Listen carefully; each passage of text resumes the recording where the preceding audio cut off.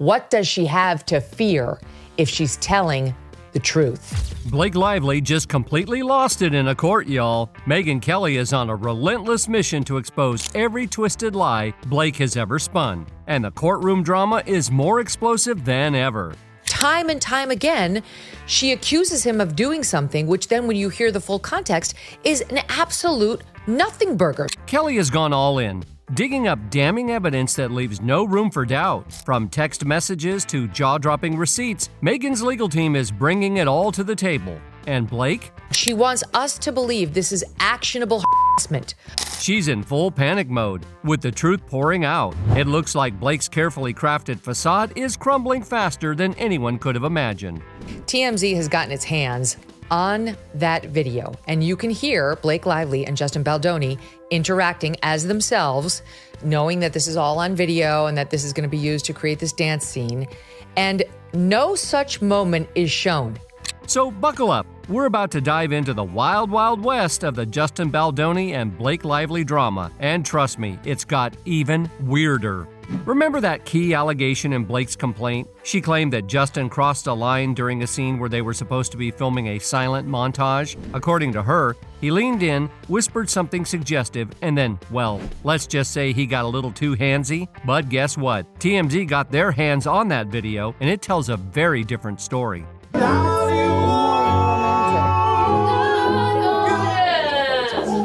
We don't stop. and Emily and I we have these moments where Staring. Blake and Justin are clearly acting for the camera, flirting, giggling, and even nuzzling each other. It's playful, it's suggestive, but it's all in the spirit of the scene.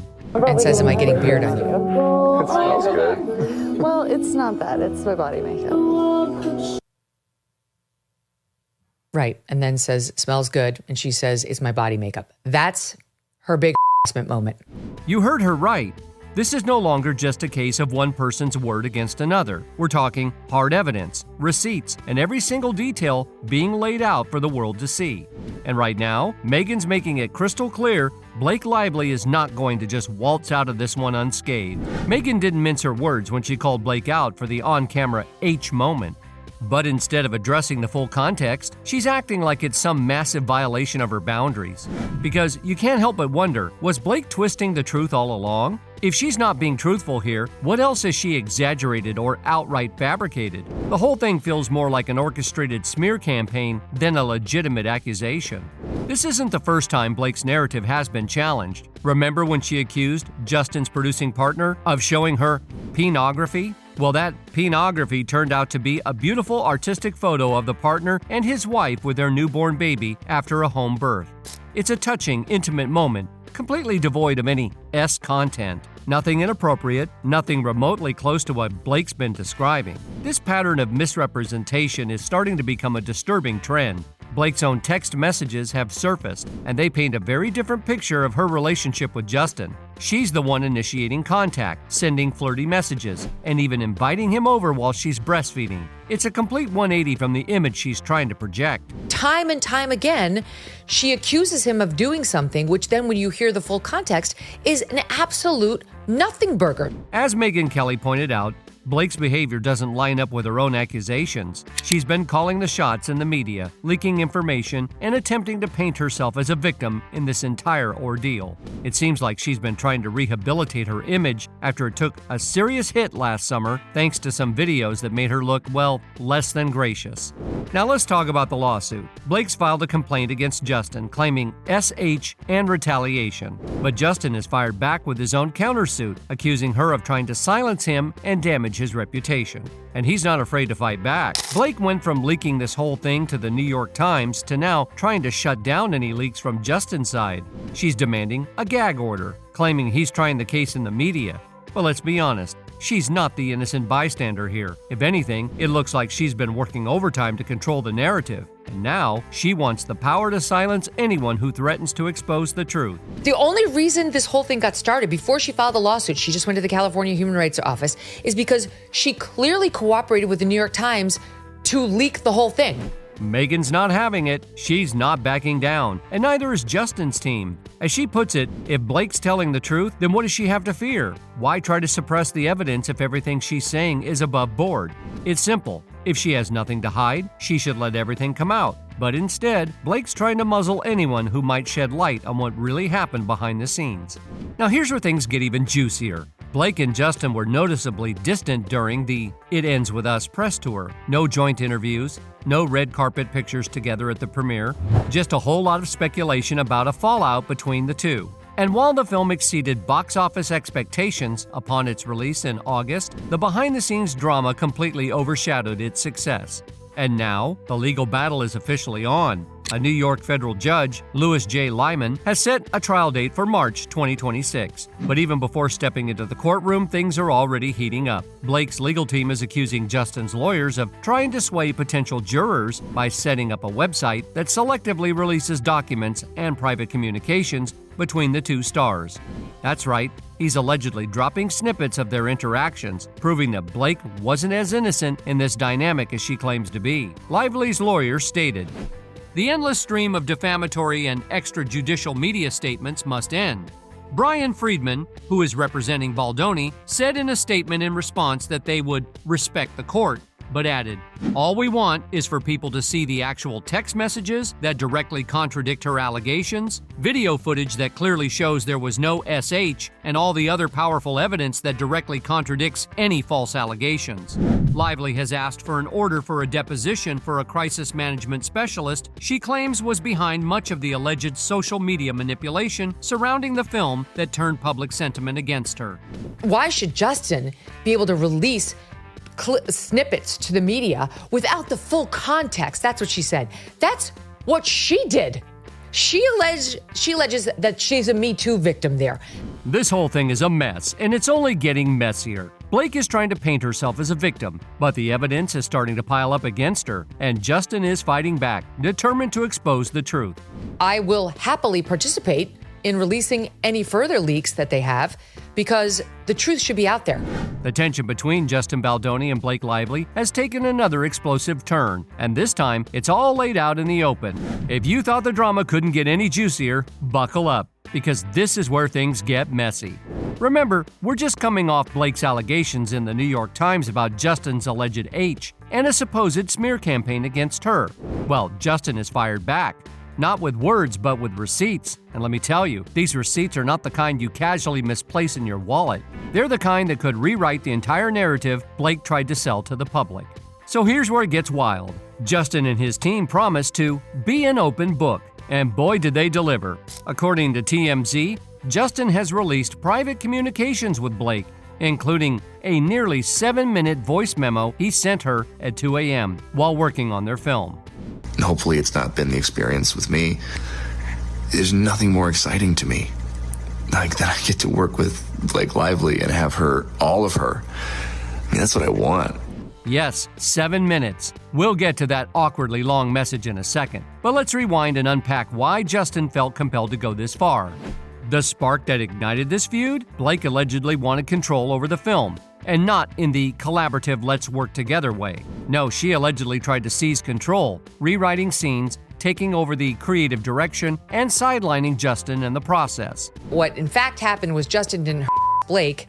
Blake was interested in wresting control of this movie away from Justin, who was the director and the producer. She was just an actress. Now, if you know anything about Hollywood, that's not typical behavior for a co-star. Director? Maybe. Writer? Sure. But Blake wasn't wearing either of those hats. Instead, she's accused of using her fame, and let's be honest, the weight of her husband Ryan Reynolds' celebrity, to strong-arm Justin into submission. This brings us to Justin's side of the story. He claims Blake's H allegations were not just false, but a strategic move to shift the spotlight off her own alleged power plays. In his words, she tried to steal the movie, and he bent over backwards to accommodate her many demands. And then there's the voice memo. Oh, the voice memo. Imagine getting a 7-minute apology at 2 a.m. from someone who's supposedly H'ing you. Odd, isn't it? Justin's message is dripping with desperation. He's apologizing, groveling, and let's be honest, making it crystal clear he's terrified of upsetting Blake and Ryan. I'm really sorry. I for sure fell short, and you worked really hard on that. At one point, he even jokes about her having a baby on her boob while listening to his rambling. Who records and saves something like this? Well, someone who's clearly trying to defend themselves against a PR onslaught. But wait, there's more. This drama isn't just about their personal beef, it's also about public perception. Blake's allegations triggered a media storm with outlets like the New York Times questioning whether they'd been manipulated into writing negative press about her. That's right, Justin was accused of orchestrating an inorganic Blake Sucks campaign. However, Brian Friedman, a notable entertainment attorney, claims it was Blake's PR team who first dropped the negative stories about Justin, not the other way around. Talk about playing with fire. Now, let's circle back to the movie. Justin's main gripe is that Blake didn't just want input, she wanted control. And when things didn't go her way, she allegedly weaponized her story against him. It's a classic case of he said, she said. But Justin's voice memo and text messages add a layer of complexity that's hard to ignore. Instead of coming across as the villain in Blake's narrative, Justin's looking more like the victim, a man caught between a powerful Hollywood couple and his own creative vision. Justin's lawyer revealed that their lawsuit is brimming with evidence that will turn the case on its head. What she did and how she bullied her way through the process to take over the movie and used her PR people to try and destroy Justin. Justin's book, Man Enough, Undefining My Masculinity, and his subsequent podcast painted him as a reformed, enlightened man. But critics are saying his actions, from apologizing profusely to allowing himself to be pushed around, show a man who's lost touch with his own strength. Some even argue that he's overcorrected, turning himself into a bootlicker, as one commentator put it. Ouch. But Blake's campaign against Justin seems to be backfiring spectacularly. With every new revelation, her credibility takes another hit. From the breastfeeding texts to the voice memo, the evidence is stacking up against her. What started as a bold move to reclaim her narrative has turned into a PR disaster of Amber Heard proportions. The public of court opinion is a brutal place, and right now it's not looking good for Blake. So where does that leave us? Justin's team says they're just getting started. More texts, more emails, and perhaps even more late-night voice memos could be on the way. If Blake thought she could control the narrative, she might have underestimated just how far Justin is willing to go to clear his name. And as for Ryan Reynolds, well, his silence speaks volumes. Is he staying out of the fray, or is he quietly strategizing behind the scenes? Justin Baldoni's defamation and extortion lawsuit against Blake Lively and Ryan Reynolds has taken a jaw-dropping turn, with Baldoni reportedly seeking a staggering $400 million in damages. That's a figure so immense, it's nearly 4 times the combined net worth of Lively and Reynolds. The question is it even realistic? Legal experts, including family law attorney Rayford Dalton Palmer, say this astronomical amount is more about creating headlines than achieving a legal windfall. Palmer, who isn't involved in the case, labeled the figure as a number picked out of thin air. According to him, aiming high in lawsuits is a common practice, a mix of scare value and media strategy. But $400 million? That's not just shooting for the moon, it's trying to buy the galaxy. But given Blake's recent antics, Justin might be in the right here. Blake Lively has officially entered the chat. She just released a statement saying this is an old age story. A woman speaks up with concrete evidence of harassment and retaliation, and the abuser attempts to turn the tables on the victim. This is what experts call DARVO, deny, attack, reverse, victim, offender. And yet Baldoni seems determined. This case isn't just about money for him. It's about clearing his name after being dropped by WME and losing the prestigious Women's Solidarity Award amidst the H allegations. Those accusations not only tarnished his reputation, but also made him a target in the unforgiving world of cancel culture. Now, Baldoni's lawsuit seems to be as much a quest for vindication as it is for damages. Niama Rahmani, president of West Coast Trial Lawyers, summed it up. This case is about Baldoni's truth coming out and sending a message to Lively. Rahmani sees the lawsuit as an opportunity for Baldoni to reclaim his narrative after months of public fallout. And yet, even with the best lawyers, the $400 million figure feels more like a headline grabber than a courtroom possibility. Entertainment lawyer Cameron Dowlett-Shahi echoed the sentiment, calling the sum a PR play more than anything. For Baldoni to win such a massive payout, he'd need to prove he was on the path to making $500 million before Lively and Reynolds allegedly derailed his career. That's a tall order, even for Hollywood. So why choose such an eye-popping figure? Some say it's about leverage. By setting the stakes sky high, Baldoni and his team might force a settlement, sparing both parties a drawn-out, ugly courtroom battle. It's a risky move, but given the stakes of cancel culture, it's one Baldoni seems willing to take. If Baldoni somehow manages to convince the court he deserves that amount, or even a fraction of it, it could devastate Lively and Reynolds' fortunes. Combined, their net worth sits at about $101.5 million, with Lively reportedly worth $30 million and Reynolds $71.5 million. If Baldoni walks away with anything close to his claim, it's not just reputations at stake, it's their financial stability too.